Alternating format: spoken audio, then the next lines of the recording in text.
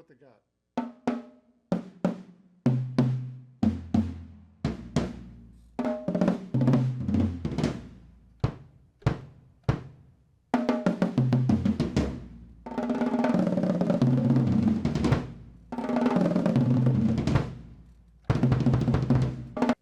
Hello friends, Jim Messina here at VintageDrumsTalk.com. Say, I wanted to show you a project that I've been working on for a long time.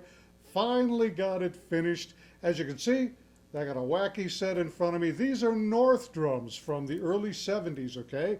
Originally, they were black. Look, now they're white. They've totally been restored. When I first got them, if you refer back to the restorations page, you'll see how bad they looked when I first got them. Totally rusted out, totally trashed, but here's the finished product finally. They're a pretty interesting set of drums because they kind of go back to the early 70s sound when drummers were taking the bottom heads off of their drums. They kind of have that kind of sound. But Roger North, the creator of these drums, who I interviewed, you can go find that on the interview section of this website, VintageDrumsTalk.com, and look that up. I do a studio interview with Roger North, and he tells the whole story about how he came up with this idea. Fascinating. Go look that up. But this has to do with the actual restoration. You'll see this on hopefully on the restorations page also, where I've totally cleaned them up now. There's a couple of interesting things about this set. It's an earlier set of North drums. One thing that stands out is the stand. The stand for it is the early, they either refer to it as the sledge or the sled model. A lot different than what you see on most North drum sets from the MTI era. As you can see, this is a pretty wacky stand. It juts out in the front and then bends around back on the bottom.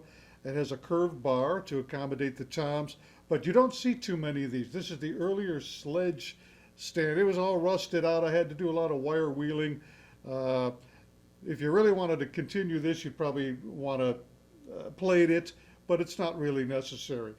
The other interesting thing about this set and what makes it really fascinating and I think really adds to the value and the provenance of this set, if you'll notice, the bass drum is blue. It doesn't match the others, but I left it blue because this bass drum, this 22-inch North drum, came from Roger North himself.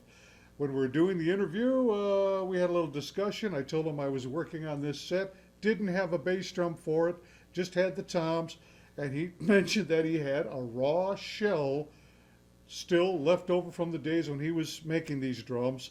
It was undrilled and, it was available to me, and he let me have that, so it really makes it special and it means a lot to me. I think it makes the set very collectible because the bass drum was owned by Roger North himself, the creator of North drums. It's a 22. It's, I guess, a baby blue. I had to drill out for all the lugs and the spurs. Interesting set. So let's see what they sound like. Okay, let's take a listen. They kind of have that 70s sound, sort of like Octobans, only larger, of course. But let's hear what they got.